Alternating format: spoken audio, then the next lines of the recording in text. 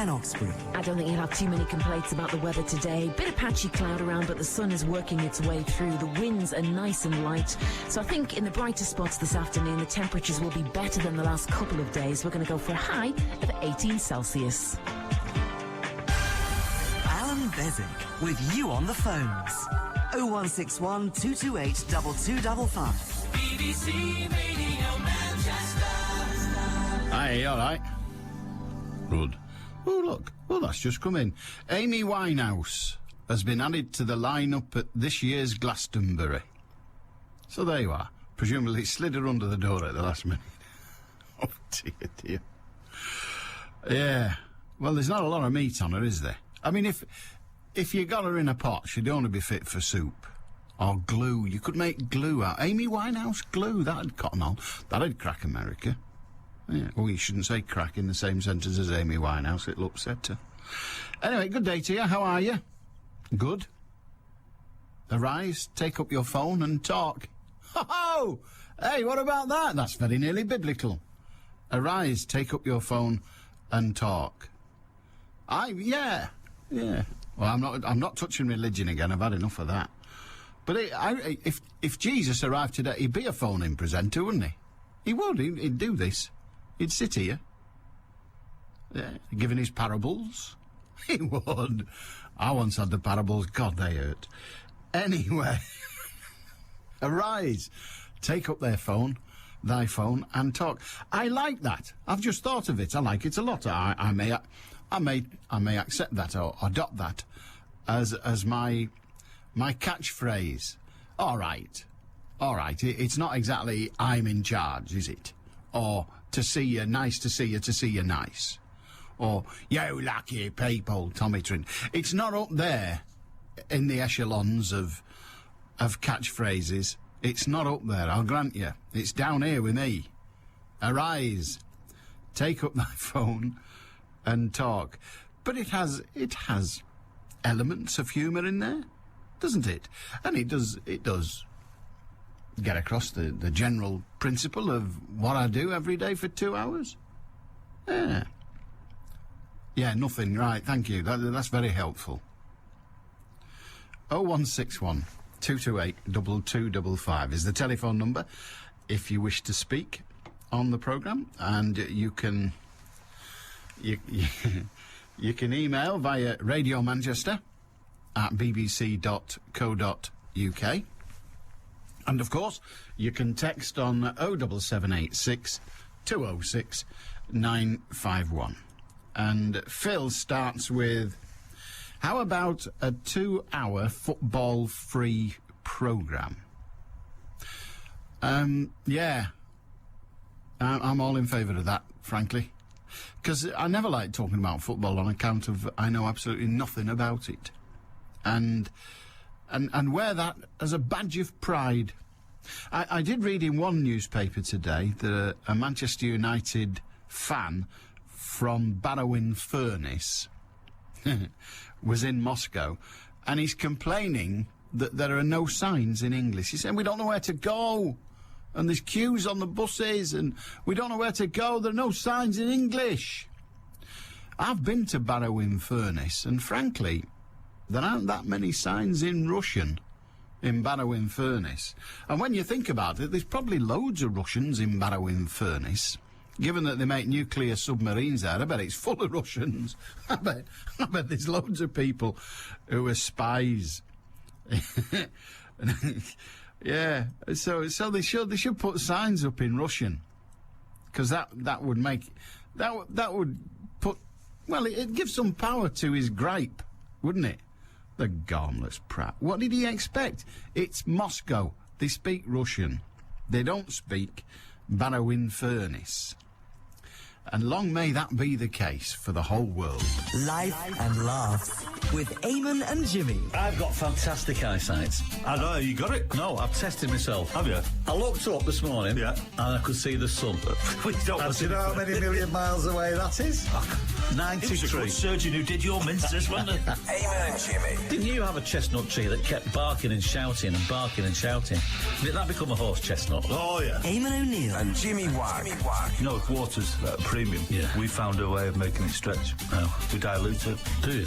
It's a good idea. If your radio sounds funny on Sunday morning, you must be listening to Eamon O'Neill and Jimmy Wagg. We're not taking any responsibility for it. Sunday morning from 9. At BBC Radio Manchester. There's a story in all of the papers yesterday and today, and frankly, it's a horrible story, and it's a frightening story. Very frightening indeed. I was wrong some years ago. Very definitely, emphatically, unequivocally wrong. I predicted that when apartheid was removed in Africa, I predicted that the outcome would be, and it was a fair bet at the time, to be honest, given what's happened when the overall power has been removed from any of the other African states, and you don't need me to list them, but they are manifold, that Africa would descend into a bloodbath. That was my prediction. Nelson Mandela was released from prison and became the president of that nation, and because of him and many like him, it wasn't just him, but because of him and many like him, they managed to move from white supremacist power in South Africa to democratic power being handed to, I nearly said the indigenous population, but the whites have been in South Africa for so long that they could almost argue that they are indigenous. There is even a tribe of the Boers that claim that they are indigenous, although I give little credence to that. But nonetheless, I predicted it would end in a bloodbath, and it did not. There was the Truth and Reconciliation Committee and meetings and all of that. And it's not been an overwhelming success as a nation for all sorts of reasons. For example, Thabo Mbeki, the current president, is a denier of AIDS and things like that, and you know, he's a bit crackers, to be honest. But the thing that's in the papers in the last 2 days that is both distressing and in many ways frightening, the unemployment rates in South Africa are high. They've always been high. They've always been high. It is not a lawless country, but on the edge of lawlessness. You might remember a BBC reporter called Kate Payton, who worked here at Radio Manchester some years ago, and she was a World Service producer in South Africa. And she came out of her hotel one day, and a man walked up behind her and shot her dead. It wasn't a robbery, and as far as we're aware, it was just a random murder for the sake of it. She wasn't shot because she was BBC, she wasn't shot because she was being robbed, she was effectively shot because she happened to be white. Now, what can you say? Those things happen all over the world. There are places in the United States where black people have been shot because they are black, so I'm not making that case. But because of high unemployment and with some experience of this, high immigration, they've got difficulties in South Africa. And what has happened in the last couple of days is that black South Africans have turned, because it's the black population that have high unemployment. Most of the whites, not all, most of the whites are doing quite fine, thank you very much. However, what has happened in recent days is black South Africans have turned their attention and their anger at high unemployment to immigrants who are also black Africans, many from Rhodesia and the like. And we've got the return in South Africa in the last 48 hours of something called the necklace. You might remember the necklace. It's when a vehicle tyre, is filled with petrol, put round the neck of an individual and set fire to, and then they watch the person burn to death. It's a particularly horrendous way to take somebody's life. Vile. Absolutely vile. But it's happening. It's happened a few times in the last 48 hours, and people have been murdered via other methods. We've had, on many occasions, we've had high unemployment in this country. We also have very high immigration to this country. And we do have people in this country who, frankly, are violently opposed. And I mean violently in both senses, violently opposed to immigration and immigrants. We've yet to have murder to the degree that it's been experienced in the past 48 hours in South Africa. And even when we do have murder, it's not... There's no nice way to be murdered, is there? But it's not that horrific way. And you can't help, I can't help, I consider myself to be not very racist, not very sexist, not very ageist, not very gayist, whatever. I consider myself to have all the prejudices that a 60-year-old bloke born and brought up in the northwest of England, all the prejudices and irrationalities of another person like me. I've got all the normal ones. I think I've found a way in the main of controlling them and limiting the effect of them. But it's very, very hard to get away from the question, is there something different about the races, black, white, brown, other than the colour of the skin? Is there something different? I cannot imagine a situation where I would hate somebody so much, particularly someone I didn't know. I would hate somebody so much that I'd fill a tyre with petrol, put it round their neck and set fire to it. I can't see a situation where that would be done. I can't see a situation where that would be done and the people around wouldn't intervene and prevent it. I can't see that. But it happens in South Africa. It happened a lot of times in South Africa until recent years when all seemed calm, and it's now back. We talk a lot about guns and knives in the youth of Britain. If you're 16 years of age and you get stabbed in London, the chances are you're black. But the chances are that you were also stabbed by someone who was black. I don't know.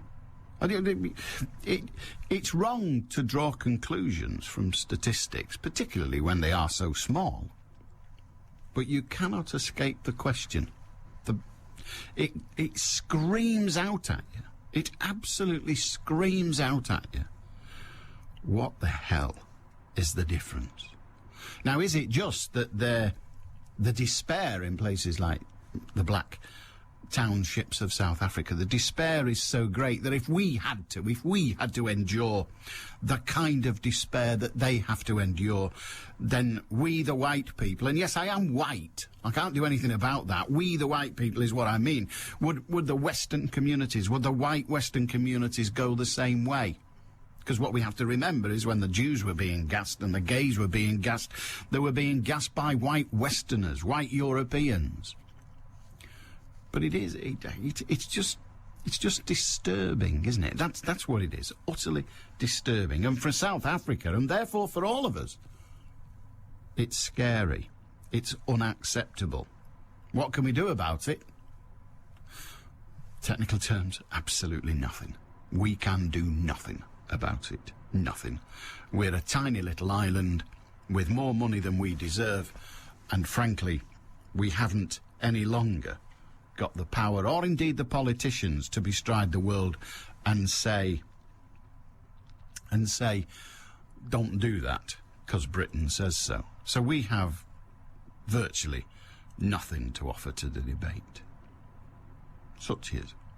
I just wanted to get it off my chest, really. If you've got something to say, I would love to hear it. 0161 228 2255. Seema, a person, I don't know the gender of that individual. Seema says, I'm emailing you from Iran. Hello. I listened to your programme through the internet. I just wanted to make a point that those people who call and say that I shouldn't have said curses to religions. What's wrong with you people? You're living in a free country. Just go and thank your God that these discussions are free in your society. There are so many people in jail in my country only because of their opinions. Mostly their opinions are religious. Are you looking for such a thing there? Wasima, if you are in Iran, then that is utterly fascinating. Thank you very much indeed for that. And there is a story in the papers today about an Iranian, a chap from Iran who's claimed asylum in the United Kingdom. He's a gay student, is how he's described. He's a student studying in Britain. He's gay, and he's from Iran. And he claimed asylum on the grounds that if he goes back to Iran, if he's sent back to Iran at the expiration of his visa, which I presume has already expired, if he's sent back to Iran, he will be imprisoned at best, put to death at worst, because he's gay and he's been granted asylum. And I think, well done, Britain. BBC Radio Manchester. Headline news. 93 houses have been targeted and 63 people arrested in dawn raids across Greater Manchester. The Home Secretary's told police officers she stands by her controversial decision not to backdate their last pay award. And the Council of Mortgage Lenders is forecasting that house sales in England and Wales will fall by more than a third this year. Manchester's weather dry with sunny spells, highs of 18 Celsius. I'm Faye Rusco. BBC Radio Manchester. 2020 traffic. Restrictions continue in Bury. The Rock is still closed while sewer works continue between Butcher Lane and Clark Street, with the diversion taking you off via Rochdale Road and Derby Way. And in Tildesley, Lee Road westbound still closed whilst resurfacing work continues between Boots Hall Road and Stanfield Drive. Traffic can only travel towards the Worsley roundabout. And if you're heading through Ince in Wigan, Warrington Road, bridge maintenance work continues there with temporary traffic lights both ways between Redbrook Road and Darlington Street East. The works are part of the ongoing national programme of strengthening bridges around that area. And if you're travelling through Oldham, restrictions continue on Broadway around Hunt Lane. No major problems on the motorways though, all seems fairly quiet for the moment. Don't forget, of course, if you can update us, do get in touch hands-free 0161 244 4951. I'm Cara Banks. Decongesting Manchester, one car at a time. 2020 traffic. BBC Radio Manchester. It still makes me think of Vic Inhaler does that. Decongestion Manchester. Jean in Winsford. Hiya, Jean. Hi, Alan. What can we do for you? Well, I've just switched on and I'm listening to about the race, different races. And about 6 months ago, my son was cremated. He was only 46. And I normally put them to rest and then I don't go again and just look at pictures or think of them, or have a bit of a chat. But this time I just went back to the creme to see whereabouts he was. And I said to the man, he'll be in the Church of England part. And the man, that attends the cemetery, said to me, there's none of that now, love. Once you come out of there, there's no racism, there's no prejudice, and there's no, what's the other thing? No race, no religion, no racist. But it was nothing. So we're all equal. Yeah, he said that's all man-made. Now you've gone. And I said to him, well, what a pity it's not like that while we're alive.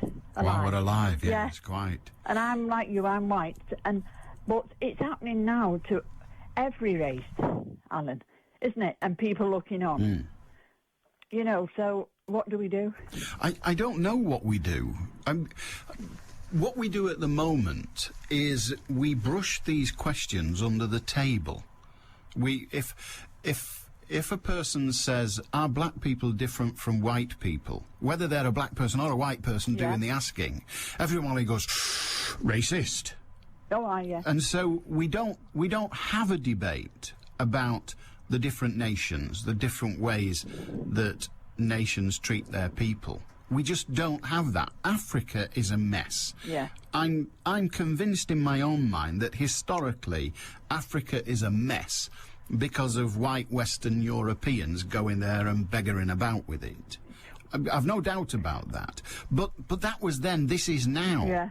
And one person putting a tie around the neck of another, filling it with petrol and lighting it. I'm sorry. And others watching, Well, and others watching. I mean, It ought not to happen anywhere on the planet. No. And you wonder, if all they're talking about is I'm unemployed, I haven't got a job, that really isn't motivation enough for that degree of hate. No, there's been that years ago. It's been all through the ages, no jobs and things like that. But it's not. There's no cause for that. You know, you pull together, not destroy something, don't you? I mean, it doesn't just happen there. I hasten to add. I mean, in the days of high unemployment in Germany, there were an awful lot of workers in Germany from Turkey. Yeah. And they lived in hostels in the main. And one of the hostels had all kinds of things piled up against the doors so that people couldn't get out. And then it was set fire to. I mean, that was just comparatively recently, certainly within the last 15 years in Germany. So it's not an entirely, if you like, black thing. But you just despair sometimes at the things you read. You can't believe it. But I like what the chap at the crematorium said. You know, it stuck in my mind, that, Alan. Bottom line. The way he said it, you know, he just sort of said, listen, love, when you come out of there's no religion, there's no prejudice. I can't think of the other one, Alan. There was 3 things. And I just looked at I wonder it's worth going back to find out. Is this going to drive you mad, that? I will, and I'll let you know. Please do, because it'll drive me... So what we got? We got racism, religion... There's no religion... There's sexuality? No was it sexuality? Sexuality, yeah, that's it. Is that it? Is that the fourth one? Yeah, sexuality. No prejudice, no sexuality, that's it. No racism, and what was the other one I said? No religion. That's it. He says, because they're all made on Earth. He said they're man-made. Excellent. And I looked at him and I said, do you know? I said, you're dead right. I said, wouldn't it be great if it was I don't think you should say to somebody at the crematorium that they're dead right, Jim. Sorry about that. It's all right. Good on you, love. Have a good day. And you too. Cheers. Thanks, Alan. Jean in Winsford. I'm going to Winsford next month. Yeah, I'm going to Winsford. Well, is it Winsford? Where the salt mines are. I've already told you this once, but I'm going down the salt mines to make a programme. I know. Don't look at me like that. I know, I'm absolutely terrified. But there you are, I've got it to do. I got 2 of the recording dates today. One is above ground, I'll be all right with that, and the other one is 3 hours underground. 3 hours, for crying out loud. So I'll be a gibbering heap by the time that's over. Jeff in Lim. Hiya, Jeff. Hi, Alan. What have you got? Make sure no one puts the lid on when you're down there. One or two'd like to. I'm sure there are, yes. You're helping a lot, I promise you. Go on, mate. Well, you were talking before about what's happening in South Africa and everything else. Yeah. And you indicated sometimes the desperation of people and the way they are. I think a lot of it, you know, is when people don't have a voice, when they actually go down all the political channels and everything else and they pass laws to make sure you don't have a voice. It's happening in this country to some extent now, where the political parties are so close together and you've got a segment of society now that doesn't have a voice. I mean, they can come on your programme or programmes like it, but they don't have a voice, they can't speak, and I think the frustration boils over. I mean, it's happened in Germany. I mean, you brought colour in. I agree with you with colour, but we had it here as well with the Irish. And that's not so long ago. And if you talk to Irish people at the time, it's because they didn't have a voice in the way they lived in Northern Ireland. You know, so I think... But in South Africa, when you consider where South Africa has been in the past, particularly for the black and what they describe as the coloured, which is the mixed race and Asian population, but when you consider where they were, they do now have a voice. Indeed, the party that they predominantly support has been in power since apartheid was done away with. I think you're right to an extent, but I think there's a lot of people now in South Africa who have been left behind. I think politics have moved on, and the politics have moved on at such a pace that they have left people behind that's living in the ghettos and everything else. And I think when those people see people coming in, pinching the jobs and everything else, I think then eventually they react. I mean, human being's a strange thing, isn't it? And I think people can look at the past and they say, how did you do that, how did you do that, or what's happened in Germany, take it, how did that happen? But you're not living there, you're not there at the time. I mean, some of the things now we look at in Northern Ireland and Southern Ireland, and in this country as well. Some of the things happen there, you say, how can people just walk away from that? I take I take that argument, and it's probably very valid, and sociologists and historians will look at it and say, yes, if you put a nation under duress, and Hitler's nation was under duress, they had people with inflation rates where a loaf of bread cost a wheelbarrow full of money, and rather like they have in Zimbabwe at present. And Hitler found a scapegoat, the Jews predominantly. He dealt with other people as well, but he found a scapegoat and said these are the cause, and he convinced the nation of that, and the nation turned on them. So yes, you're right, and yes, there were terrible things done in the name of Ireland, but they weren't mendacious towards the individual. I appreciate that people were blown to pieces. Often they were soldiers. What happened in Warrington, what happened in the pub in, I've forgotten where, in Birmingham, and places like that. But that wasn't one person tortured. Yeah, you did have kneecapping, but that was usually amongst their own people. Yeah. That was a punishment regime. Yeah. But I don't know. I mean, you're right. You're right in some sense, without a doubt. I just wonder whether the extremity of the violence is different in Africa. I don't know. I think if we were put in the situation of the ghettos and living like those people are, I think, you see, whenever you have a society that deals in the haves and the have-nots, you also have very, very strong laws. I mean, we've seen it in Burma at the moment, the laws that control the generals and the laws that control the people. And I think so these people don't come forward, like Mandela in South Africa, so these people don't come forward. They have very strong laws to make sure they're locked up and put away. And I think one follows the other. The stronger the law, the deeper the depression, the more people react. And eventually, I mean, it turns full circle. It is somebody, like, I mean, the bad man that he was.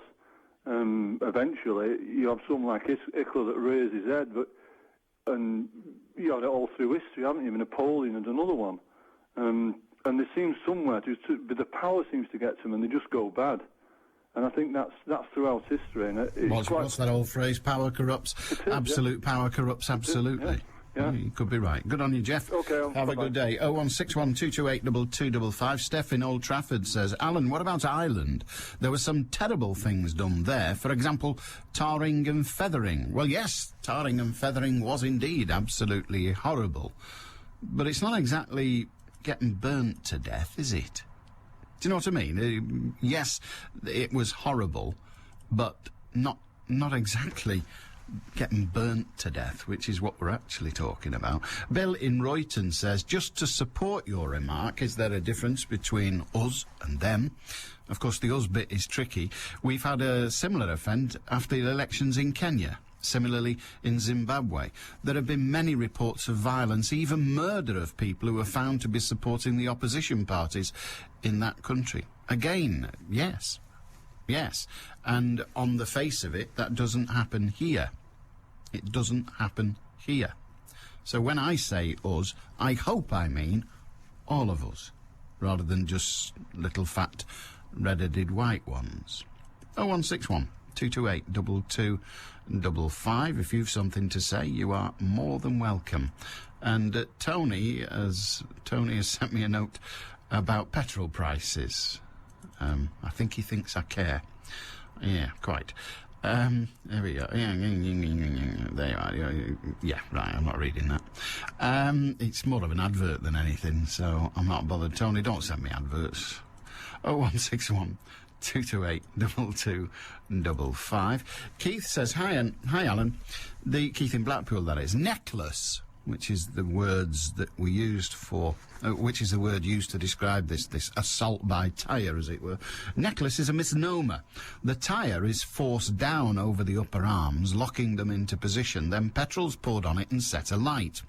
This has been used in Papua New Guinea, where I was a reserve policeman for 3 years in the 80s. I saw the aftermath of one of these killings. The guy had rolled around for several minutes, burning a large area of grass. Apparently the best way to deal with being necklaced is to sit there and let the flames quickly choke you to death.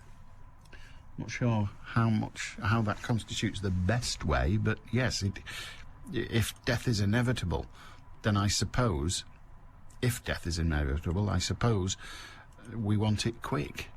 If it's inevitable. If there's a chance, take it. If there's no chance, then let's have it. Bernie in Bolton.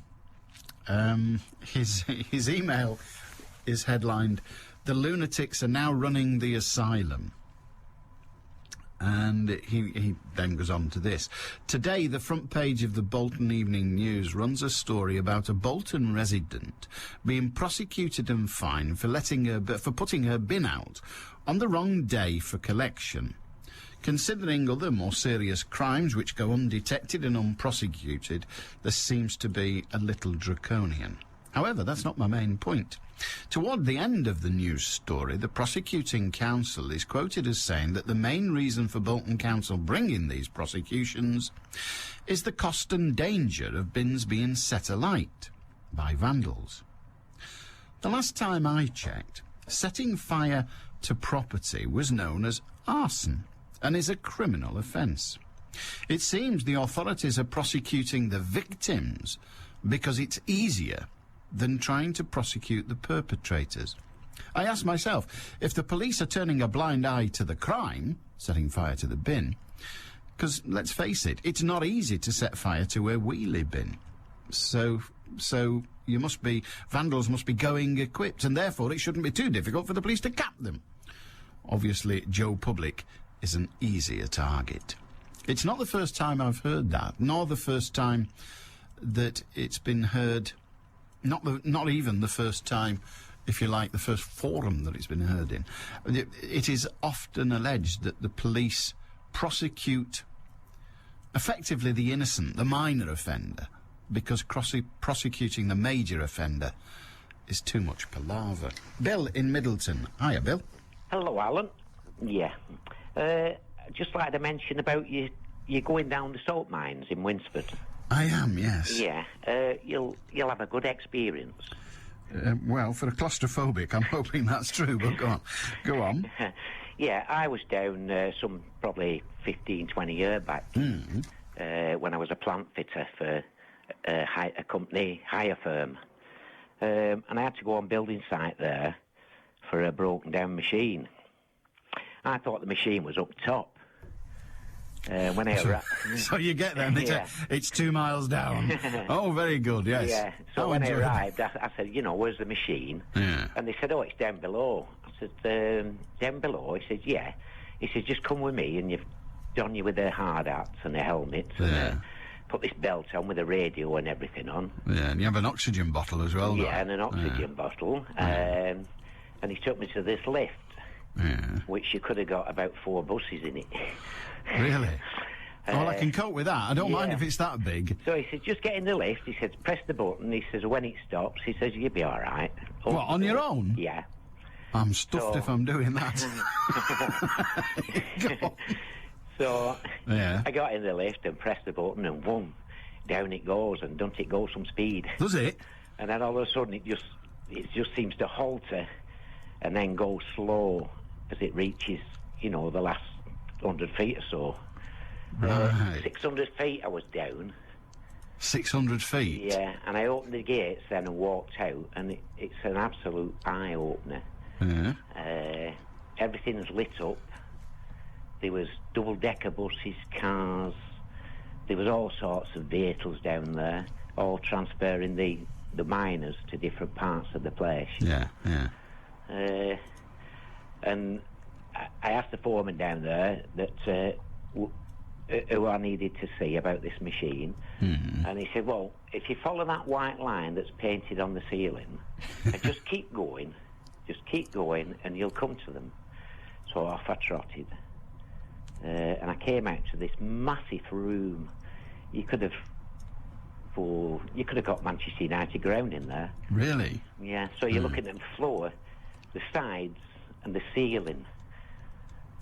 And there the guys were, and they were spraying all... When the machine cuts the salt out, it leaves it like a grey colour. Right. They finish with it then. So to save on electric, they spray it all white paint. Yes. so it makes it lighter to see. Oh, I see. So they can use fewer lights, fewer lamps, as it were. So that's what I was doing. I was going mending the spray unit. Oh, right. Well, you know what happens to those holes, if you like? They're used for storage. It is, yeah. And that's what we're making a programme about, all the different things that are stored down there. Yeah, they store all records. Yeah, there's loads of records. There's waste. Cinema. A cinema? There's a cinema down there. Oh, that'll be nice. I can catch a movie, as the Americans say. I look forward to that. It's a real eye-opener. Well, I've got all that to come. I went down about 4 or 5 times to this machine. And all the lads at work kept saying, you know, can I go? You know. well, I'm tempted to say if you can work a tape recorder, you can go in my stead, but I think they might require me to be there. And the temperature down there is about 56 degrees. What scale? Constant, all year round. Yeah, what scale are we looking? I mean, one hopes that's Fahrenheit. Yeah. All right. Yeah. Because 56 degrees Celsius is pretty damn warm. And no rain ever seeps through. No, that's the great beauty of it for storage. It's absolutely, totally and utterly dry. It's a real eye-opener, so enjoy yourself. I'll take some chips and just rub them on wall. All right, Bill, well, thank you for that. I mean, I don't know whether you've made me feel better or worse, but I've learned a little more. Thank you very much. Thank you. 0161 228 2255. If you've something to say, Gerrit said. BBC Radio Manchester. Headline news. Manchester United and Chelsea fans in Moscow are counting down the hours to kick off in tonight's Champions League final. The government's announced plans to tighten up the way deaths are recorded in response to the Harold Shipman murders in Tameside. And an author who's written about terrorism has begun asking the High Court to overturn a ruling that he must hand over his research to Greater Manchester Police. Manchester's weather dry with sunny spells, highs of 18 Celsius. I'm Faye Rusco. BBC Radio Manchester 2020 traffic. If you're heading for the M60 anti-clockwise at junction 6 at Sale, then you'll notice that the outside lane of the 2 on the exit slip is currently closed to traffic after a collision involving 2 cars occurred within the last 10 minutes or so. Police, ambulance and fire crews are in attendance at the scene. Traffic for the minute coping well. Of course, if it's there for much longer, it could start to back up fairly quickly. In Collyhurst, Dalton Street still closed between Rochdale Road and Collyhurst Road because of a building fire that happened yesterday at the old mill. It's in the process of being demolished at the moment, so it could be closed off now until at least tomorrow morning with a diversion signed locally. And in Hyde, Market Street still closed between G Cross and Junction 3 for Hyde of the M67, as whilst some gas maintenance work takes place through toward Union Street. Don't forget, of course, if you happen to spot a problem or you can update me further, do get in touch hands-free. 0161 244 4951. I'm Carla Banks. BBC Radio Manchester Sports. Good afternoon, I'm Mark Elliott. There are no serious injury worries for either Manchester United or Chelsea ahead of tonight's Champions League final in Moscow. And Alex Ferguson knows how important selection of his starting 11 and substitutes will be. That's from past experience. Our United reporter Steve Wyeth is in Moscow. Chelsea defender Ashley Cole took a battering at the hands, or rather feet, of teammate Claude Makelele in training at the Luzhniki Stadium last night. He was left rolling around in pain after a knock on the ankle, but is expected to be fit. On the United side, Nemanja Vidic sat out training last night, but Alex Ferguson says he will start tonight's game. And the United boss says he has a tough decision to make in choosing who will be on the bench. 9 years ago, it was 2 substitutes who won United the trophy. The ones you make have to have an impact, and that is where I have to give a lot of consideration to the type of player I need to be on the bench. I'm going to have to disappoint 4 players, which is not easy for me, who won't even on the bench. And I wish there was 11 substitutes. It would make my job a little bit easier. But I do hope that I pick the right subs, and if I have to use them, they do make an impact. 99, the 2 substitutes win it for me. Well, one player who was an unused sub 9 years ago is Wes Brown. He didn't play a part in the 99 victory over Bayern Munich and says he's delighted now just to be involved. It's great for me. I was sub last time in 99. It was a great experience for me, great time. And to actually, be in the final, be involved all the way up to the final, is obviously great for myself and great for Manchester. And, all my friends and family are looking forward to it, and I'm sure the rest of Manchester will be as well. Another player who missed the 99 final was Paul Scholes. He was suspended along with Roy Keane, and the now Sunderland manager says his former midfield colleague is one of the best, whether United win tonight's final or not. Scholes is a brilliant player, whether which, and hopefully, again, he'll win it this year. And you're saying chances, hopefully he'll have another chance, I'm sure, in the next year or two, because I don't think he's any plans on retiring. And he shouldn't, because he's a top player, and it'd be a great reward for him, because he's an absolutely brilliant player, and I felt very honoured to play with him. And for all the build-up, full match commentary and analysis, you can join me in the Luzhniki Stadium and Jimmy Wagg in Manchester with Tommy Docherty tonight in a Manchester Sports Special from 6. That's our Manchester United reporter Steve Wyeth in Moscow. Elsewhere, goalkeeper Chris Kirkland has signed a new 4-year contract at Wigan. It means the England international will be at the club until June 2012. Kirkland's kept 20 clean sheets in 64 appearances for the Latics and only conceded 5 at home since the turn of the year. The Stockport County captain Gareth Owen will be fit to face Rochdale in the League Two playoff final on Monday, despite suffering a broken cheekbone. He's going to be wearing a protective face mask during the game. In rugby league, the Wigan captain Sean O'Loughlin's been ruled out of action for 12 weeks. X-rays have confirmed the forward broke his shoulder blade against Warrington last week. In cricket, Lancashire's Mal Loy has refused to rule himself out of his side's trip to Derbyshire tomorrow in the Friends Provident Trophy. He suffered a groin problem in Sunday's defeat at Durham, but is still waiting for hospital scan results and says the Derby game isn't out of the question yet. That's probably the doubtful one, but I haven't written it off. It's a crucial game for us, obviously, and next week, obviously, the Roses game is probably more realistic. And finally, for now, Paula Radcliffe, the marathon world record holder, will find out later today if she's able to run in this summer's Olympic Games in Beijing. Radcliffe's having an MRI scan on a hip injury, which has hampered her training for China. Welcome to Wales, land of peaceful valleys, where male voices ring sweetly around the hillsides, and the locals are always ready with a friendly word. Yellow card! Dangerous play! 10 minutes in a sin bin! A place to settle down for some well-earned peace and quiet. Not likely.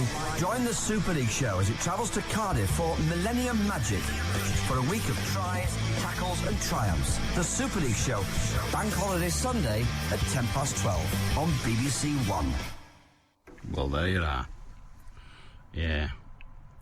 Why do they do that, the Rugby League? Why do they make everybody schlep down there to Cardiff? Which, frankly, no one would want to go to anyway, would they? Really? It's not on the tourist trail, is it? Cardiff. I mean, you might, if you were pushed, go to Rhyl. You know, if you had no imagination. You might go to Rhyl. Or if you wanted a long drive without any imagination, you might go to Tenby. But Cardiff? Come on. And I know they've set that one. Now, what's it called? That one with... You know that bloke who has to be on a telly programme? You know how the law's been changed, so that when they have a telly programme now, they have to have that bloke, John Barryman. Is it John Barryman or John Barrymore? Anyway, they have to have him on. That programme he does, which is allegedly a spin-off from Doctor Who. Yeah. Anyway, what's that called, the spin-off from Doctor Who? It's hard to care, isn't it? Anyway, there you are. That's the Super League for you, run by idiots. And they're going to make you slip all the way down to Cardiff to watch a bit of rugby. How ludicrous.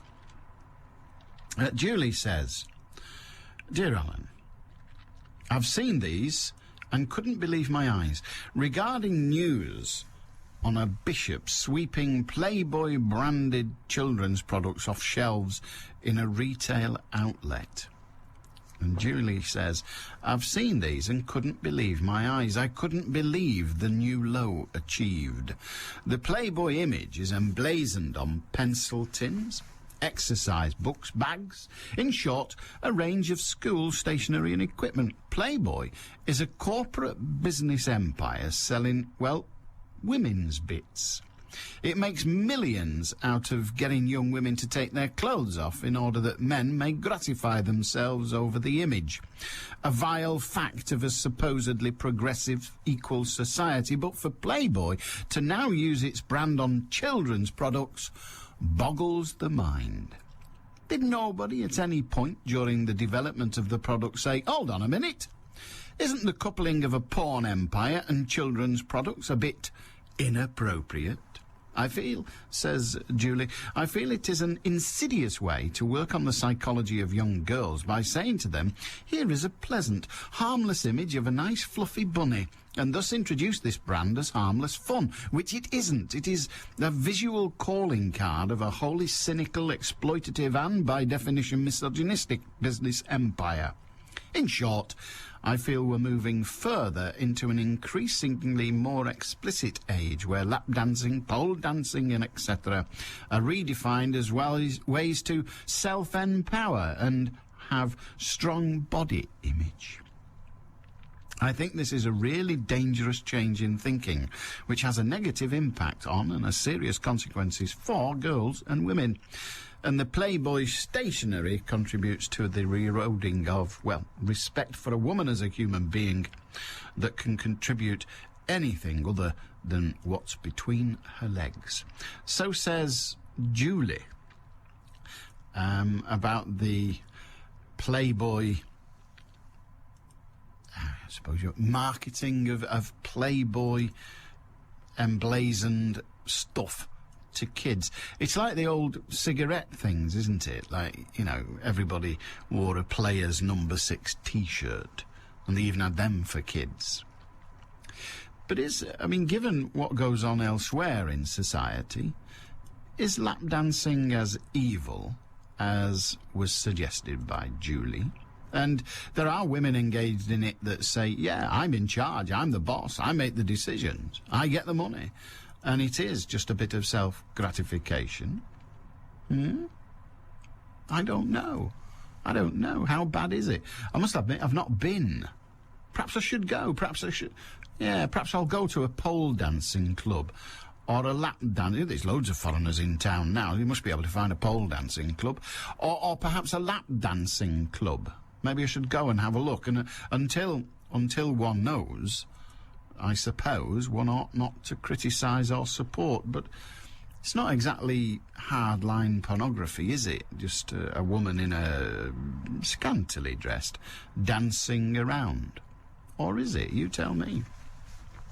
Terry in Tilsley has rather generously and in a way scarily sent me pictures of life down the mines some years ago. He also suggests that I don't forget to take my butties. Oh, very nice.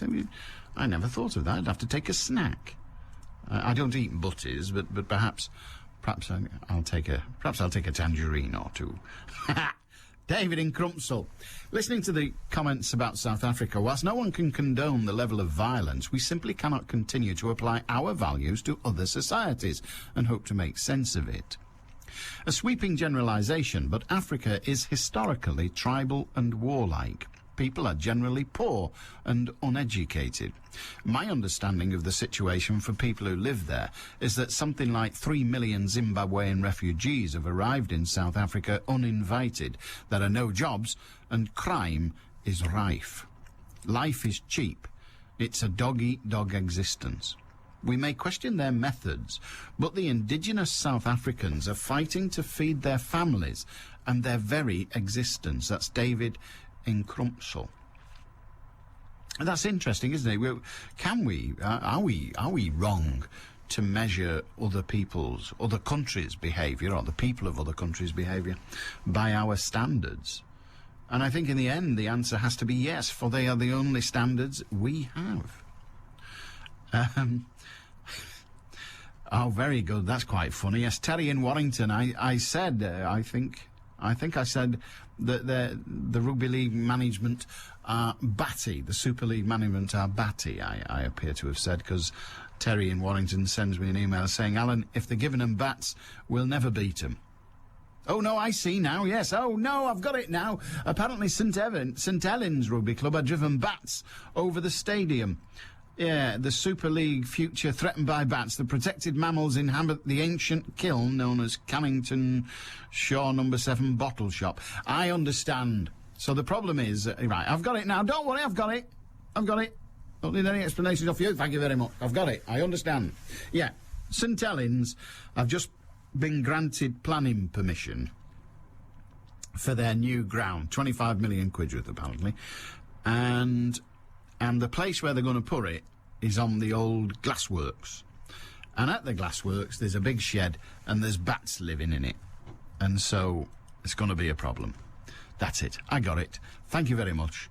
I almost cared then for a minute. Brian in the Costa Blanca said, good luck with your forthcoming visit to the salt mines in Winsford. I hope the programme about the visit is a success. And it is perhaps, if it is, perhaps it could be perhaps it could become a series. Can I therefore suggest the location for your next one? Siberia. Oh, yes, very good. Yes, send Beswick to the Siberian salt mines. That's very funny. Terry says, you mentioned a programme being made by yourself from the Wincham salt mines. Obviously, I can't know the exact subject of your programme. However, if the programme is of a general historical nature, it may be of interest, and it is a little-known fact that the first series of axial flow glass turbines for aircraft propulsion which were designed by Dr. Smith of Metropolitan Vickers and manufactured in Trafford Park, were tested in the same salt mines during the early years of the war. I have a mass of information on this subject. If of interest, assuming your researchers have not already provided you with same. Technically, the F2... this is fascinating. Technically, the F2 engine set a design standard for engines used in aircraft today, although Frank Whittle is credited with developing the first successful gas turbine. The MV engine was far more advanced. So there you are. Thank you for that, Terry. Thank you very much indeed. I shall certainly hang on to that fact. I've not read the research yet. I suspect that there will be plenty of it. Liz in Didsbury. Hiya, Liz. Hello, Mr. Beswick. Hello. What can we do for you? Hello. I'm a very simple, uneducated person. That's two of us, love, but carry on. But my heart still beats for Africa. I lived in Sierra Leone for over 2 years and noticed that we don't understand. I think a gentleman's just mentioned that we will never understand Africa unless you do live there for a little time. They are tribal. They have their own ways of dealing with situations. And we won't understand. We can't understand how they operate. We can't judge them unless we're inside the country. Very simple, very loving people. But we had a priest, for instance, that had a television, but there was no electricity, and that television got stolen every week, and then it was returned with an African crying their eyes out, saying they were very sorry, and God was very cross with them. Very, very nice, simple people, and they will never think like us, and we won't understand them. I don't know what point I'm trying to make. It's probably that Africans are nice people. I'm happy to accept that point without any hesitation. What I don't grasp, and the thing, it isn't the tribalness. I understand that the existence of that. I mean, I haven't lived in a tribal... Well, I suppose we're tribal. We have football tribalism and rugby tribalism, and we also have national tribalism in slightly different ways. Mm-hmm. But what I don't understand is the degree of violence that is used once a person may decide, well, he's of a different tribe than me, and I'm going to fight him. Mm-hmm. And that's gone on nation upon nation, village upon village since time began. But what I don't understand is the degree of violence. Well, what I did notice while I lived there is probably the difference between rich and poor, and their attitude. I think anyone that is slightly wealthy there, to keep the poor people happy. I think we had a saying to cover it when we used to try and keep our workers happy. They let them have that violence. It's as if they have to have an outlet of some kind. So at Easter time, they used to release a prisoner that was named by the villagers, and they would beat him to death. I can see that catching on here. No, I can. I mean, I understand. You'd hear the squeals of this person, and they would kill him. You know, Liz, that is absolutely extraordinary. I would love to talk to you for longer. Unfortunately, I've got to say thank you very much indeed. But do feel free to ring again anytime. Join me, Becky Warnes, this afternoon from 2 when you'll find out if the Chelsea Flower Show is a patch on tap. What an extraordinary tale of something that went on in Sierra Leone. The local public would vote for who should be released from prison, and then that person was beaten to death. Extraordinary. 95.1 FM. DAB Digital Radio. And the World Wide Web. This is Manchester. BBC Radio Manchester.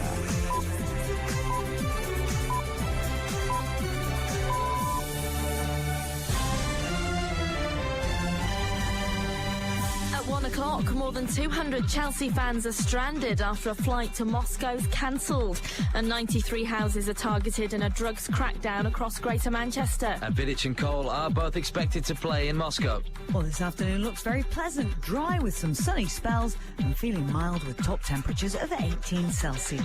And the exit slip on the M60 anti-clockwise is completely closed because of a serious collision at Junction 6 Sale. All the emergency services are in attendance at the scene at the moment. Traffic's starting to build.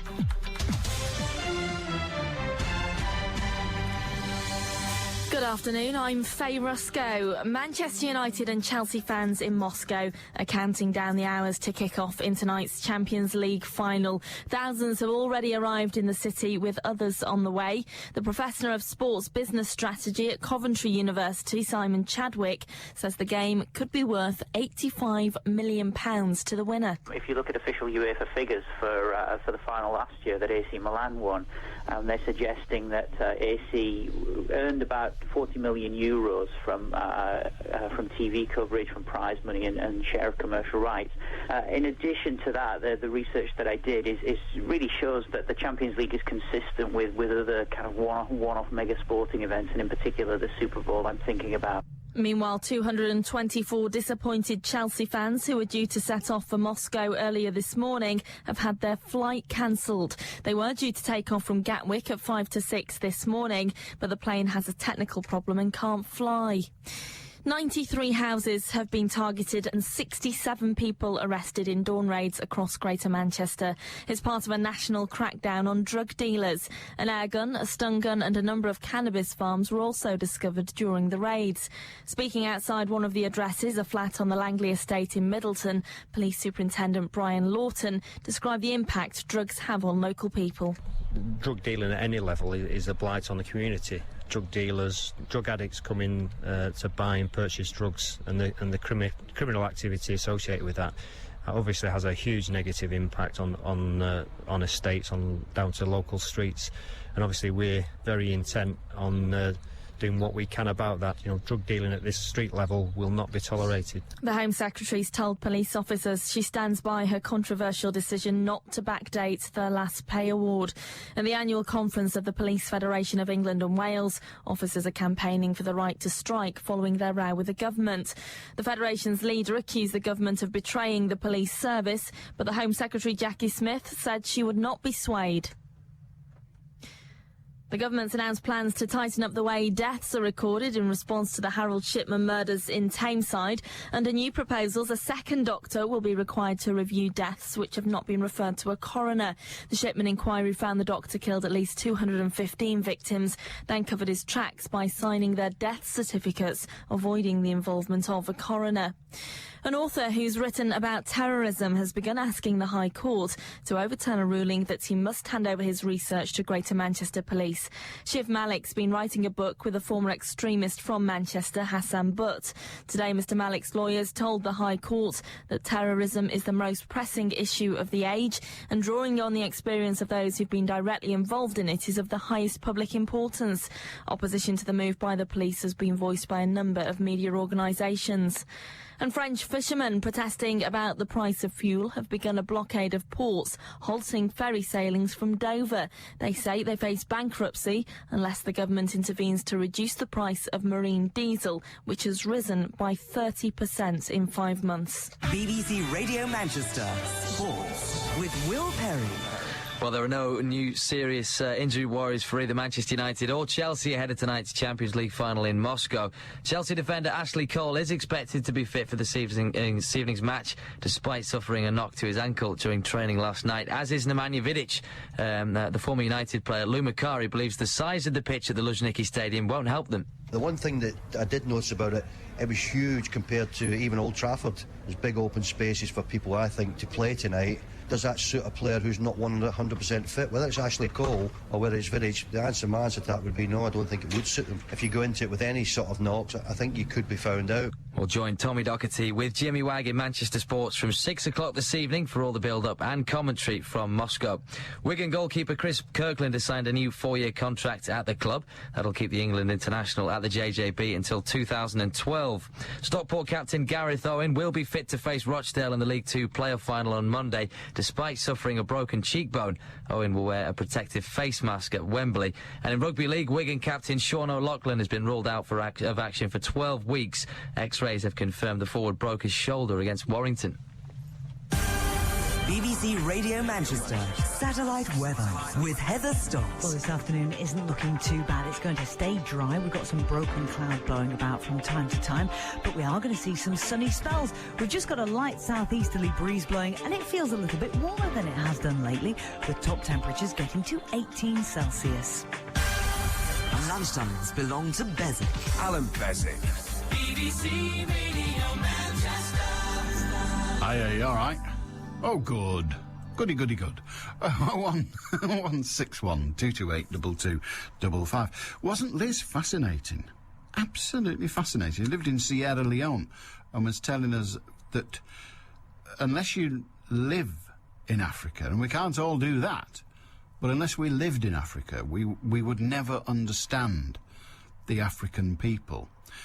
And the word that leapt out at me, the word that was perhaps, she's not the first to say it, but the tribal people of Africa. And you witness it all the time, don't you? Tribe upon tribe, violence, all the time, of one form or another. Exactly what happened in Kenya. They'd lived together for years, side by side. The election goes in a way that some people weren't happy with, and suddenly they divide into tribes. That's what happens. They divide into tribes. Exactly the same thing happened. Do you remember when the apartheid regime was in existence in South Africa? Again, there was tribal violence, tribal warfare. Extraordinary. Absolutely extraordinary. We will not understand South Africa, but I still can't grasp that violence, you know. I just can't understand. Not the violence of warfare, not even the violence of general crime, but just this idea that it's in some way acceptable to set fire to somebody else. Come on.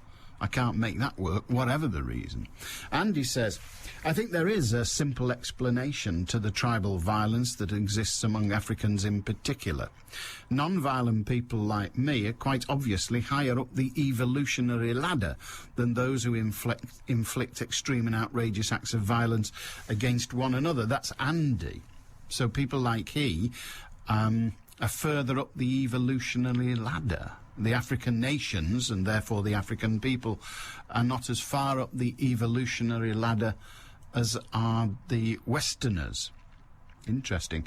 Andrew in Bolton poses a question that I don't understand, but it's not of any import. Regarding the bats situation at St Helens new stadium, that story, and the question is Roy Cropper from Coronation Street aware of the situation? Now, I've got to tell you, that question means absolutely nothing to me, because I can't think. I must try harder, I suppose, but I can't think of a more useless way of spending half an hour than watching a soap. It's hard. Let me see. No, that's about it. Painting the inside of the coal shed, perhaps, would cover it. Yes.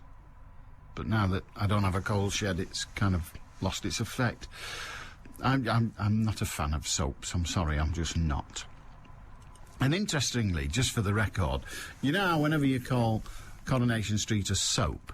All the men in suits at United, same thing, at Granada go absolutely berserk. So it's not a soap. It's a serialised drama. It's not a soap at all. Which may or may not be true, I've no idea. What I do know is it doesn't stop them putting it in for the soap, the best soap in the country competition, does it? Mornings sound better with Eamon O'Neill and Diane Oxbury. Eamon and Diane. No, it's just intriguing to realise that people can get that excited. You get excited by centigrades and Fahrenheit. I get excited Badminton by... horse trials. No, nothing. 3 found guilty. What a load of respect I get in this studio. Eamon and Diane and you. My suspicion every time I play football for one of the local teams, making love to Mrs. on Sunday morning so I go play football. Keeps the dressing room amused. That's added value for your ticket, isn't it? The station with Eamon and Diane for breakfast. You'd think he did this for a living. Back tomorrow morning from 6 at BBC Radio Manchester. 0161 228 2255 or Radio Manchester at bbc.co.uk, or the text number is 07786 206 951. If you've got something to say or to hack away at your computer with, feel free. Oh, I'm not... No, I'm not approving of hacking. It was a slip of the tongue. Yeah. I just meant hacking it like you do. Never mind. I'm in the mire. Stop whistling. 0161 228 2255. Radio Manchester at bbc.co.uk and text 07786 206 951. There's a story in most of the papers today, and it's on the front page of the Daily Mirror. And they have the headline, "Why was cop driving so fast?" A witness yesterday claimed a police car that killed 16-year-old Hayley Adamson as she crossed the road was doing as much as 100 miles per hour. Chris Broach, 23, said the patrol car that ploughed into the schoolgirl was one of two that sped along a 30 miles per hour street with no sirens sounding or blue lights flashing. He added, "I estimate they were doing 100 miles per hour. I don't know why they were going so fast. They were going too fast to see her." An angry crowd gathered at the crash scene in Newcastle as police officers were pelted with stones. Officers subdued Hayley's boyfriend with a taser gun and then arrested him. Well, there's going to be an official inquiry, obviously. What do you think the outcome will be? Two cop cars going extremely quickly. Witnesses with no more information than their eyes say as much as 100 miles per hour in a 30 mile per hour limit, but, you know, I don't know how true that is, but they were going mighty fast, mighty fast, within a 30 mile per hour limit.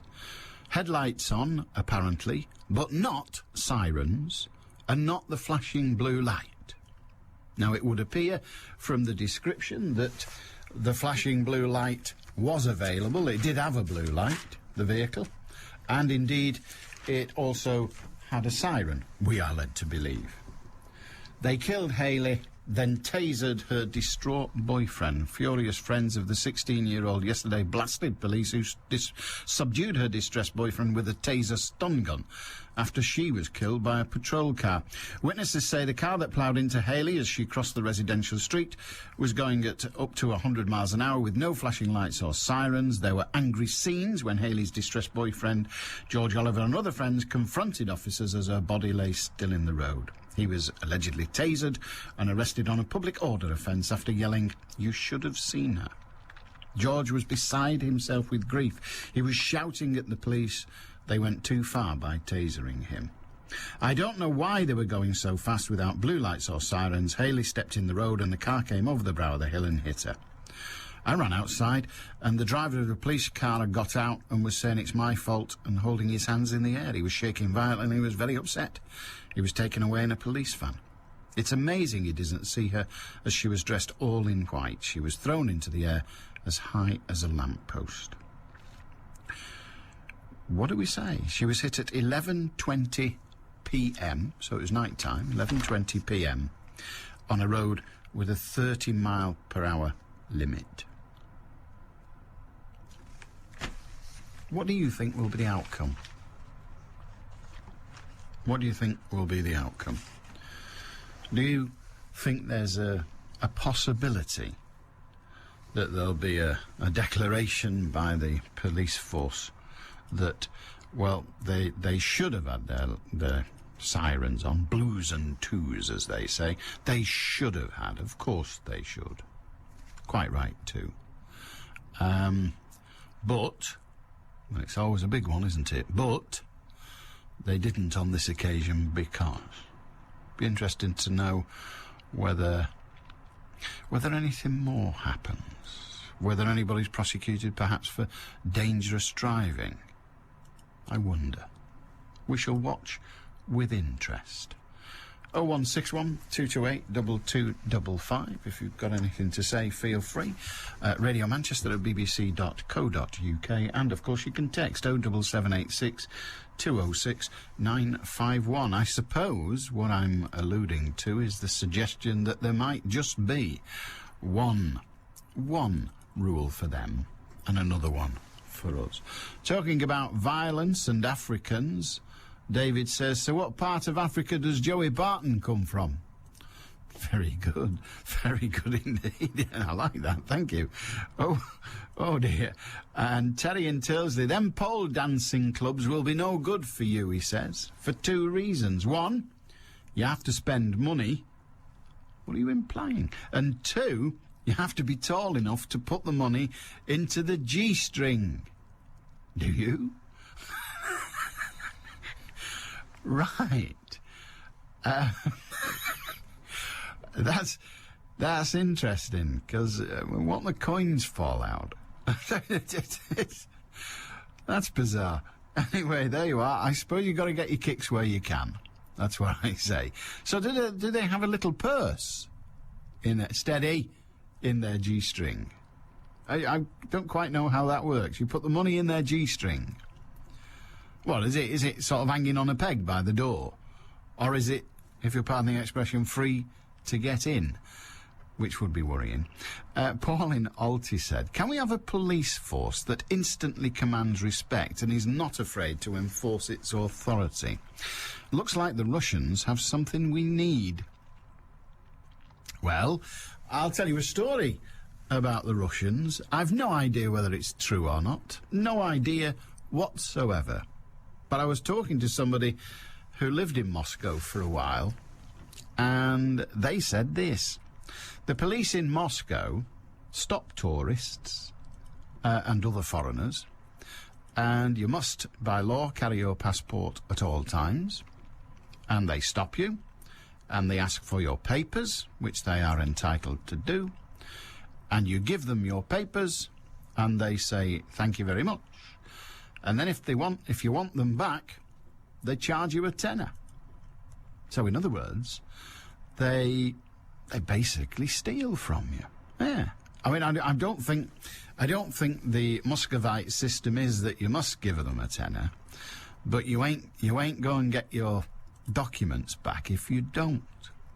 It was also suggested in strong terms, but it was also suggested to me that there is a queue of people wanting to work in that part. Exactly, a few of them wanting to work in that part of the police force. Kevin says, re the petrol price contributor. I have to say I'm a little confused. Hey, and not for the first time. You continually inform us that the listeners are not you that chooses the topics for debate, and yet increasingly you either ignore suggestions for debate or, as in the case highlighted above, you read it to yourself and then say, oh, petrol prices. I'm not reading that out. Surely the whole concept of your programme, or is it ours, is for the listener and not you to decide what is valid comment which deserves further debate discussion. If we, the listener, find it interesting, we will join in the debate. You are not the government, Alan. You don't need a nanny to tell us what interests us. Finally, Alan, if you're going to dismiss listener contributions, then please stop telling your listeners on your show that via your programme promos that we choose the day's topics, because clearly, as you've demonstrated, we don't. That's Kevin. Well, you're kind of right, but intrinsically wrong. If anyone comes on with any subject under the sun, I will discuss it. I don't necessarily have the same view of emails because, believe it or not, I get a lot of emails from pressure groups. And I'm not about to give air just simply because I'm sat here to pressure groups and read out their pap for them.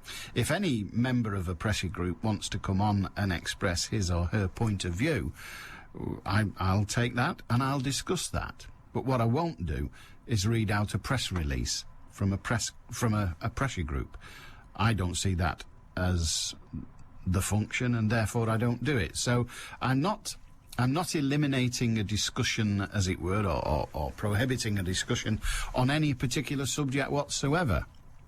But I'm not prepared to simply read out a press release from a pressure group. So if you want whatever subject it might be, if you're a member of a pressure group and you want your subject to be discussed on air, then you're entitled to ring, and I can't think of any subject that I would prohibit.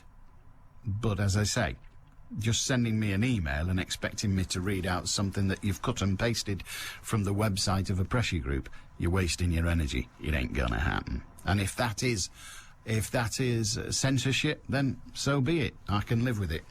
Maybe the police driver was new to that particular car, says David, and needed to find out what it was capable of.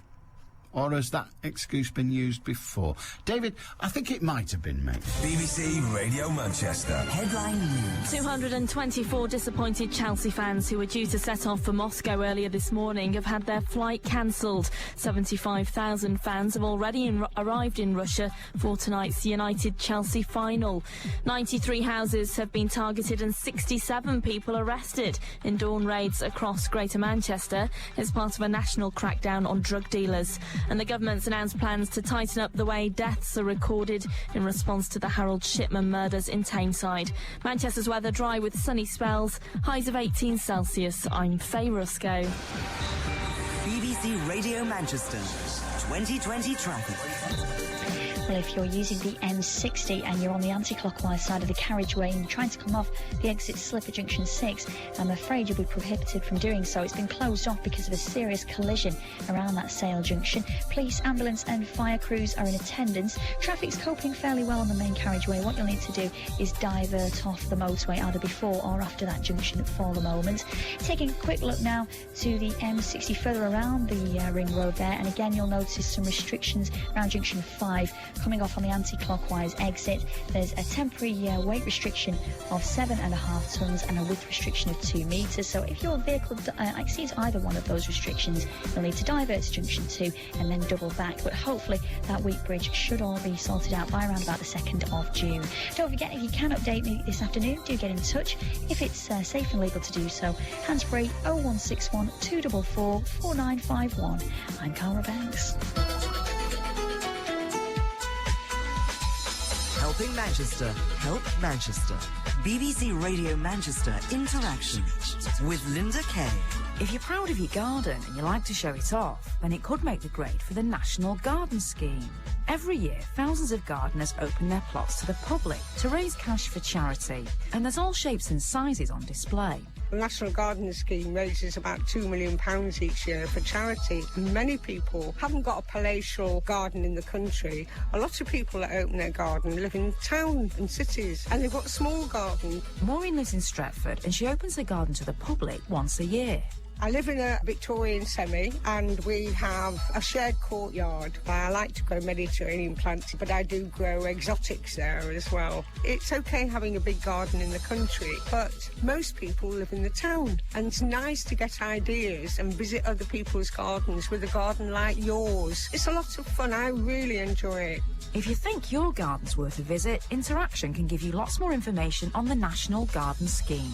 Call 0161 244 4321. BBC Radio Manchester Interaction with CSB Broadcast. 0161 244 4321. BBC Radio Manchester. Gardening. I spent all yesterday afternoon, once I got home at about 3, digging up ivy. She didn't mind. Oh, very good, yeah. No, digging up ivy, ripping it off the walls. What a blessed nightmare. Never mind. If you're interested in gardening, Becky Want today, instead of the airy porty, is at Chelsea Flower Show. I know. Posh cow. Anyway, shiver there. Is that the one where they have strawberries and champagne, or is that Wimbledon? Anyway, Becky want Cheshire Flower Show, 2 o'clock onwards. John in Manchester. Hiya, John. Hi, Alan. Thanks for speaking to me. Pleasure. I was having my lunch and I got a multimedia message on my mobile phone. I've had them before, to be honest. I don't even know what one of them is. Oh, right. It's what, when you got a mobile phone, they apparently send you a message saying, you know, whatever, with a bleep on it, and you look. Oh, a text? Yeah, something like that. All right, well, okay. Multimedia, it gives you pictures as well as text. Oh, I don't know. I never opened text. Anyway, go on. Oh, well, there you go. I've got one this afternoon. I actually got some in December, just before Christmas. And I found when I got my bill from the company that I have my account with, they would charge me £1.28 for 4 such messages. The first one I looked at, I realised it was a bit smutty and nasty and horrible. So I deleted it, and then I got 3 more in quick succession after that. And for each one I got, they put me a bill in for £1.28.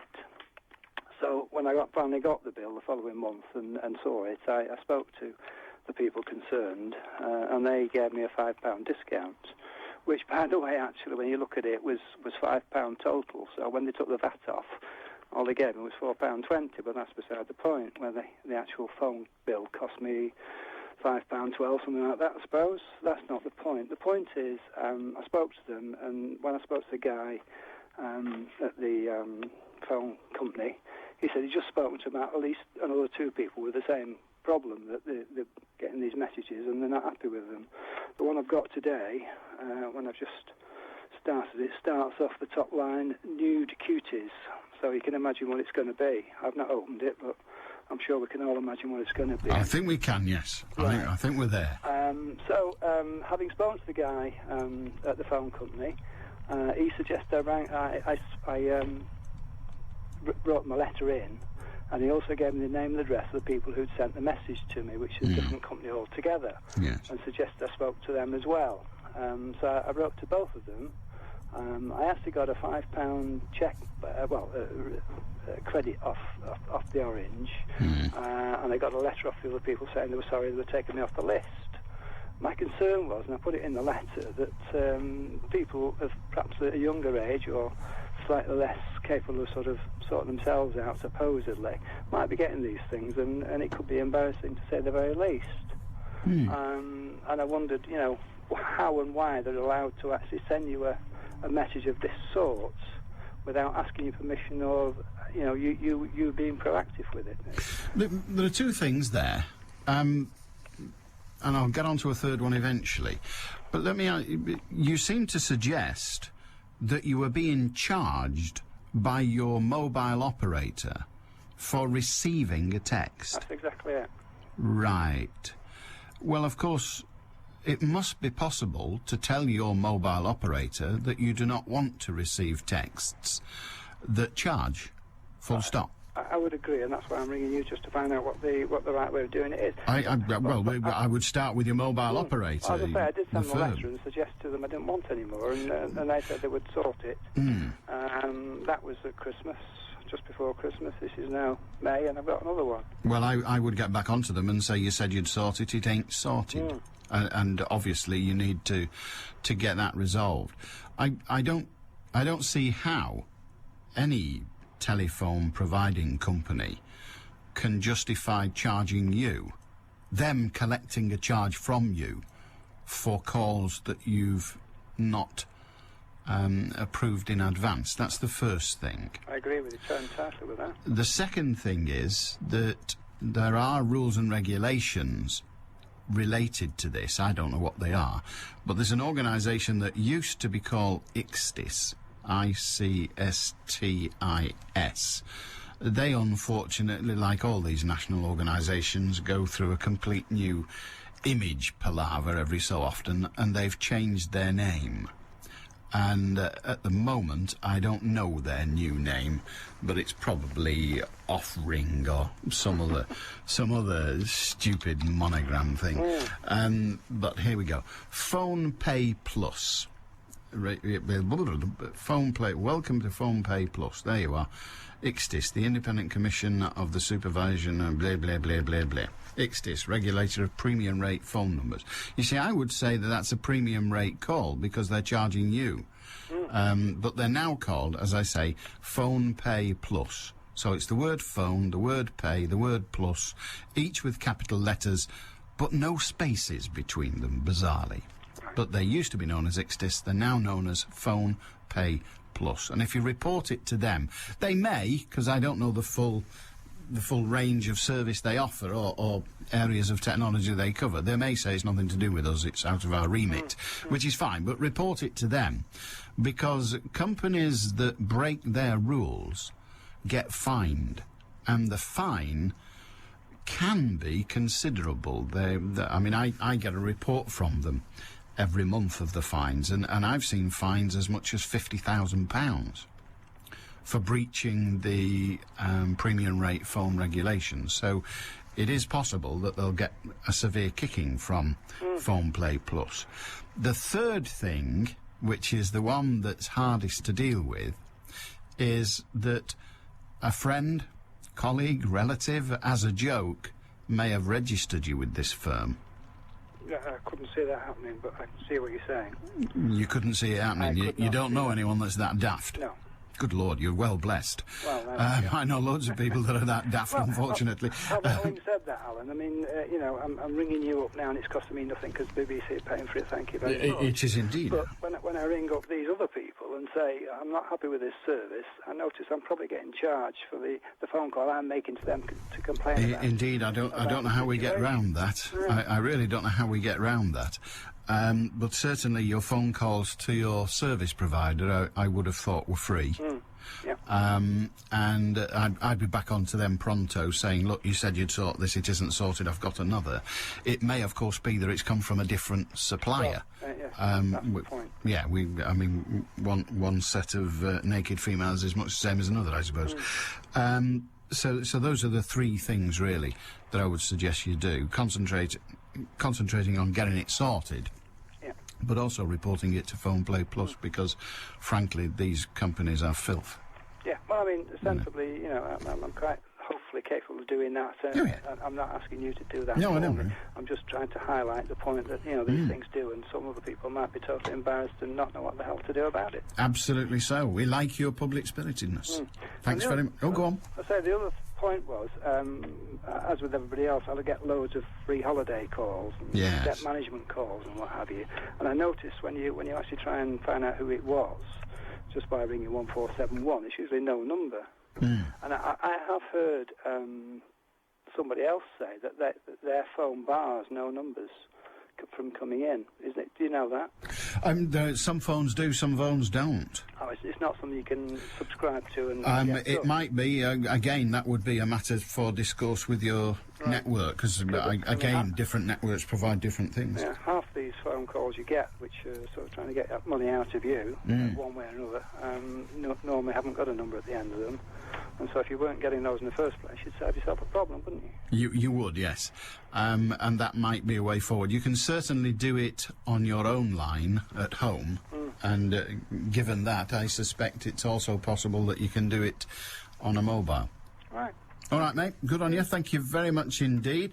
And Eddie in Lee says, can you ask that bloke who's getting the nude cuties on his phone to not bother deleting them, just forward them to Eddie? You're not helping, Eddie. You're not helping at all. Lunchtimes belong to Beswick. Allan Beswick. BBC Radio Manchester. Good grief. They're not all locked up yet, are they, eh? Crying out loud. The reason South Africa is tribal, says C. Initial C, that's all I've got. I'll settle for that in Hayfield. The reason South Africa is tribal is because tribalism is a form of mysticism. Mysticism and reason are opposites. Hence, that country made laws preventing atheism. How interesting. Now that is... I didn't know that. How do you pass a law preventing atheism? I can't see how you can do that. See, I do not doubt what you say. I just can't see how... What... yeah, how do you stop a law? I don't know how you stop a law that... Because you can't make someone believe something, can you? You can't make a person believe... You might be able to frame an argument. We had plenty of them over the last 2 days. You might be able to sit there and create an argument that says this is why there is such a being, this is why we have this faith. I can't quite work out how you pass a law or how you enforce a law that says you're not allowed to be an atheist. Very bizarre. Very, very bizarre indeed. But see, thank you very much for that. Weird. But the world is weird, and we're grateful for it. Dougie in Wilmslow. Alan, getting to your point about the phrase, I'm not racist, but...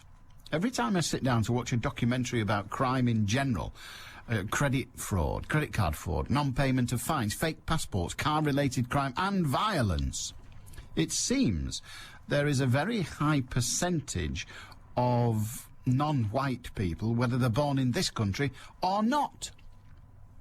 Now, this is either the television programme makers being racist, which I doubt, or a true picture, or something more deep, like it's in the genes. An interesting thought. 0161228 2255. And inevitably, Jackie says, I once saw a young man deliberately cross the road in an area of South Manchester in front of an oncoming ambulance that had its lights flashing and sound on full alert. I'm sorry to say that some people do play around with emergency services, and it's frightening to watch. The police may not be at fault in the case you just talked of. Well, Jackie, I've heard of that myself and find it utterly ludicrous, like you do. I mean, people are balmy. The world is full of idiots. We know that. Slightly different in this case, in that the police cars were speeding. There's no question there. Nobody's doubting that. But speeding at a considerable speed. Some described it as up to 100 miles an hour. Well, you know, allow for exaggeration and the difficulty of an untrained pedestrian guessing the speed of a car. Let's say it was 60, which is over half, just over half what they're suggesting. 60 mile an hour. 11:30 at night, in dark. OK, there were street lights and the like. 11:30 at night, police cars speeding at a considerable speed and a 30 mile per hour limit without their flashing lights and their siren going. Those three facts have not, or those three thoughts, have not been questioned. Nobody's saying they were only doing 30, and they did have their blues and twos on, as they like to call them. So the idea that somebody jumped in front of a fast-moving car, it may be true, and it may be the case here. But it doesn't answer the question that was put as I read it from the front page of the Daily Mirror. Why was the cop driving so fast? And once you get to the answer, he was driving so fast because he was attending an accident, or he was attending a robbery, there was a burglary, a rape or a murder in place somewhere, and he was going to it. Perfectly reasonable. Police cars drive fast when they're going to crime scenes. Of course they do, and if I was getting murdered, I'd want them to speed on the way there as well. Of course I would. The difference here is that all the witnesses are saying that they were driving fast, but without the blue light flashing and without the siren going. That's the important thing. That's what's important. If the cops are going to a crime scene, they go fast. They have the dispensation, and we as a society need them to do that. But they're also given a thing on the roof and a thing in the engine that screams out, bah, bah, bah, bah, which means, get out the way, I'm coming quick. But if you don't turn them on, then you shouldn't be going quick. 0161 228 2254. Oh, yes, Kevin, you were too late. 5, sorry. Yeah. We've already had that gag, Kevin. If that bloke gets any more disgusting, sexy messages, get him to send them to me, because I never get any. Kevin, thank you. You are most gracious. Quite. If for reasons known only to yourself, and frankly, they would be best kept there, if for such reason you wish to see photographs of Manchester United fans in Moscow, then the BBC Manchester website has lots of them, apparently. I know.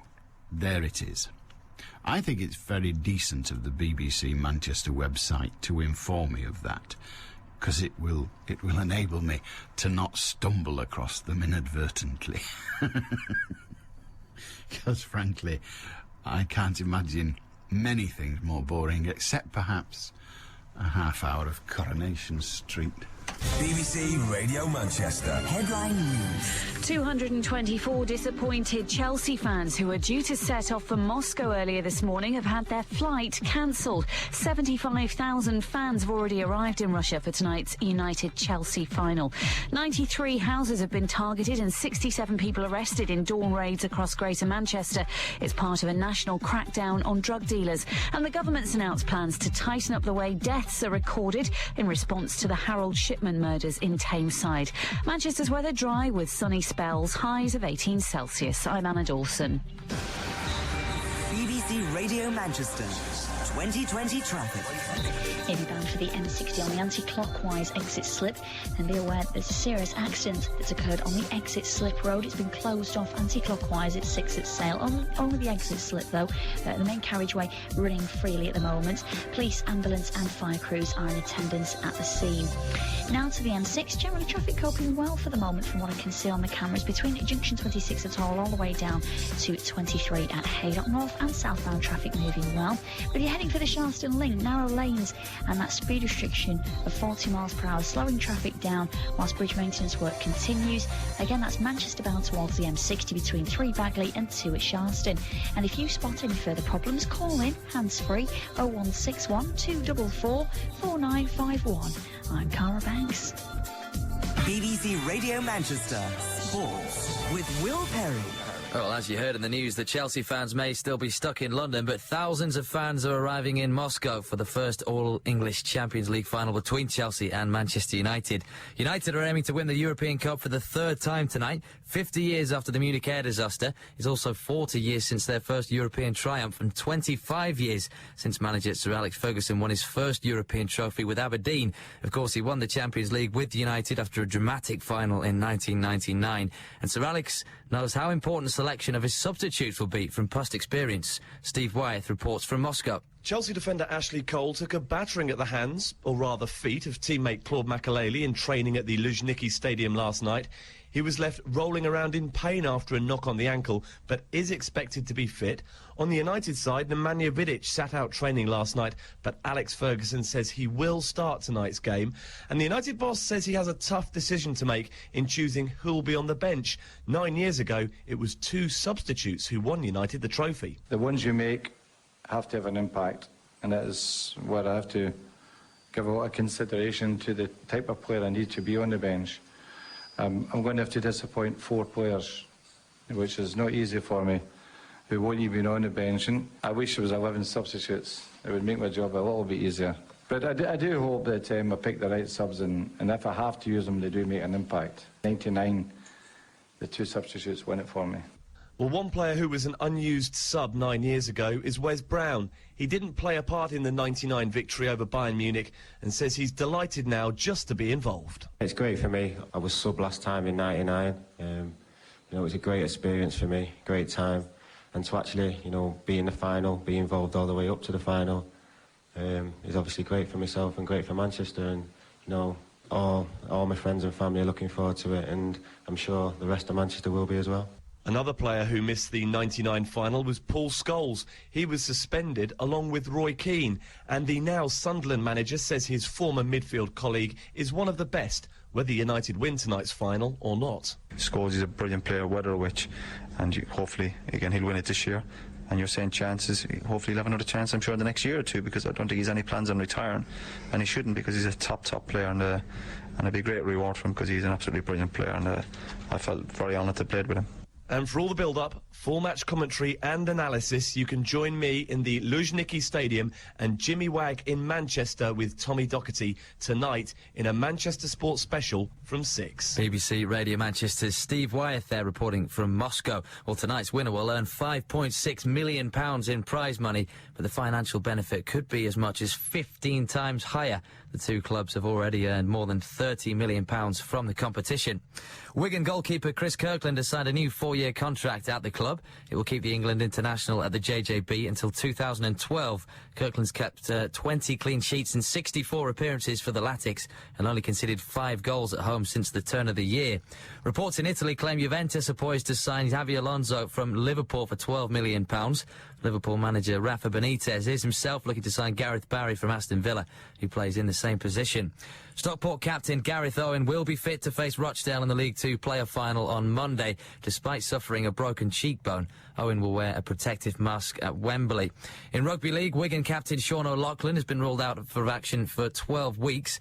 X-rays have confirmed the forward broke his shoulder against Warrington last week. And Oldham have signed 22-year-old Keighley Cougars prop Luke Sutton on a deal until the end of the year. In cricket, Mal Lawyers refused to rule himself out of Lancashire's trip to Derbyshire tomorrow in the Friends Provident Trophy. He picked up a groin strain in Sunday's defeat at Durham, but is still waiting for scan results. That's probably the doubtful one, but I haven't written it off. It's a crucial game for us, obviously, and next week, obviously, the Roses game is probably more realistic. Well, Essex all-rounder Ravi Bopara says he'll reconsider his decision not to play in the Indian Premier League if he continues to be overlooked by the England selectors.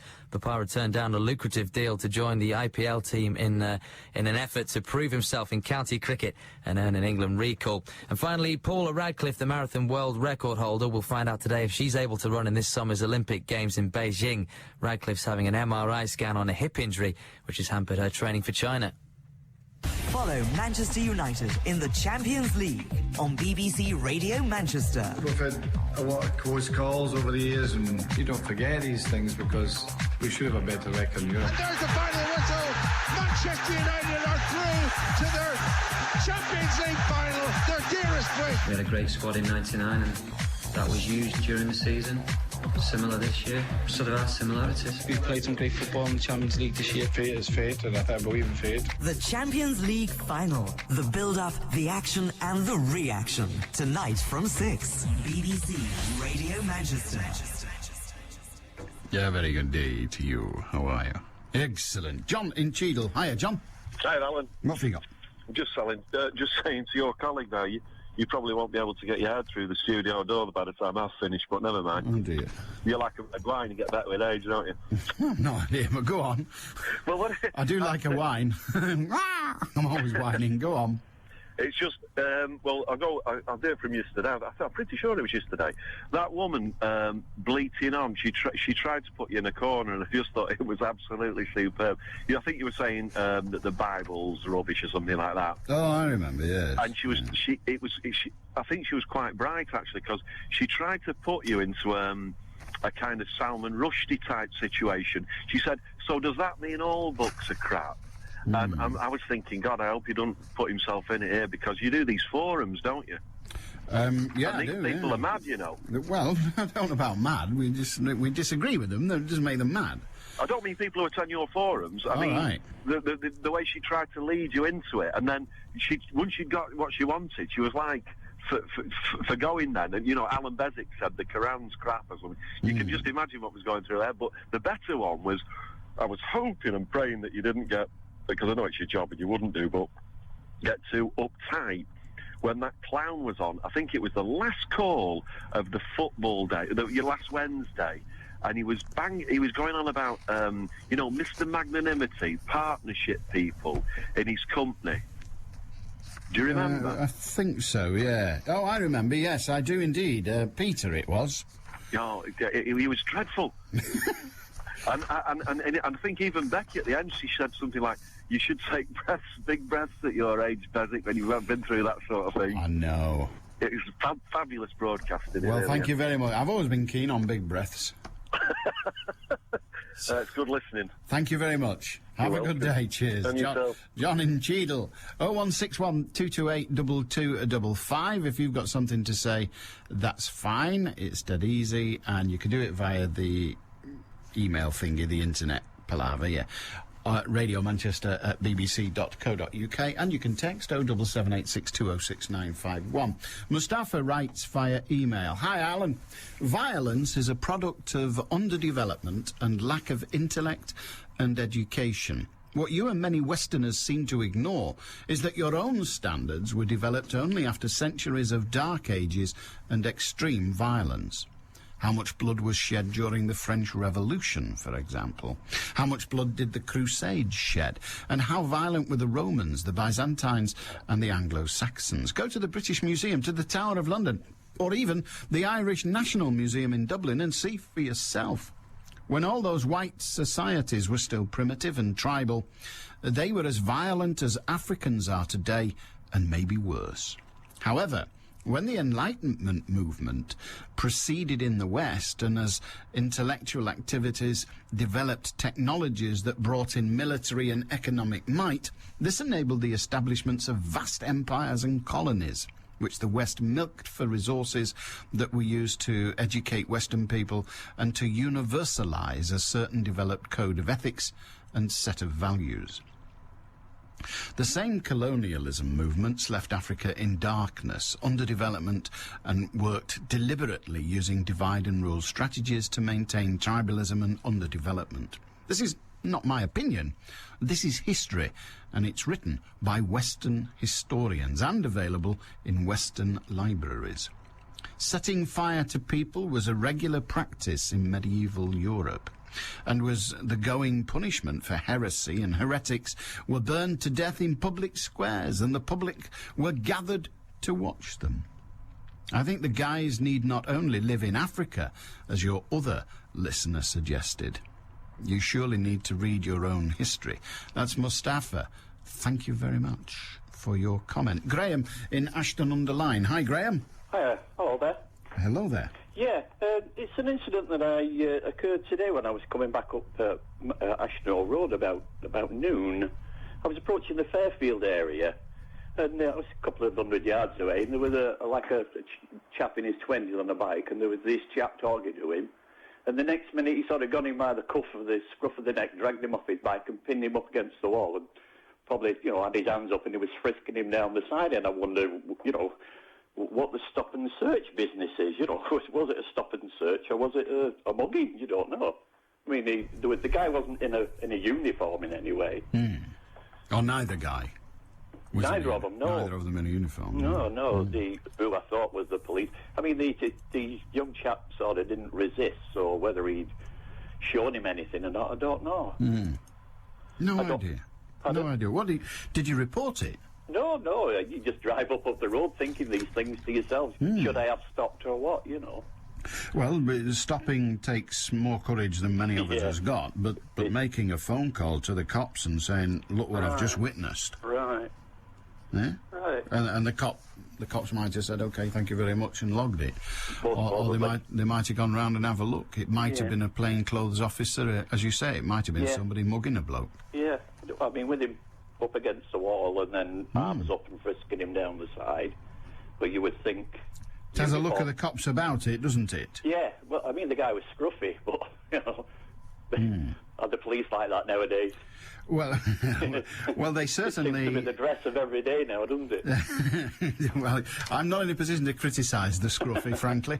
But, I mean, certainly the police do have undercover officers, but I wouldn't have thought an undercover officer would engage in that kind of behaviour, because if he did, he wouldn't be undercover for long, would he? No, I mean, there was no car or anything that was parked there or visible, nothing as though it's... I wonder what it was. I mean, it could, as you say, it could have been a mugging, in which case we had a chance to catch someone, but never mind.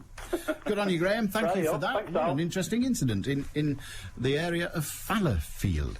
Alan, we probably don't know at this stage what job the police officers were attending when the accident occurred.